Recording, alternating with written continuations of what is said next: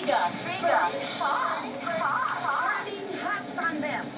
Tony Gonzaga may revelasyon sa bagong lalaking nagpapasaya sa puso niya.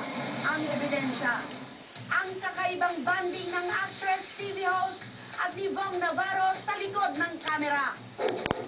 Ang paboritong TV host at bidang babae ng bayan at ang nag-iisang Mr. Suave matapos ang halos 3 taon mula sa kanilang unang pagsasama sa box office hit na The Another.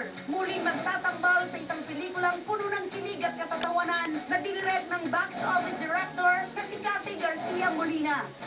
Ang My Only You, isa na namang higanting 15th anniversary offering ng Star Cinema. Ano to? Puon. Hindi. Ano yan? Hindi ko alam eh. Ito pa isa oh. Ibang-iba talaga nung huli kami nagkasama ni Bong. Siguro ngayon mas may depth na kami sa isa't isa. Sa pelikulang ito, iniintrigang maaaring manumbalik ang pagtitinginan nilang dalawa na ayon sa mga babasahin ay naudlot din dahil hindi raw itinuloy ni Bong ang panliligaw dati kay Tony. At ngayong hapon, Tony Gonzaga may mga aaminin tungkol sa kanyang katambal sa pinakaabangang comedy movie ng taon.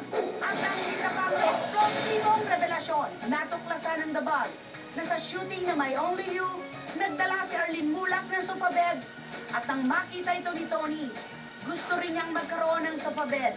Narinig daw ito ni Bong, kaya nagulat na lang si Tony nang biglang dumating sa set ang isang bagong sofabed na bigay sa kanya ni Bong. Mga kaibigan na nag-iisang Tony Gonzaga, magandang hapon.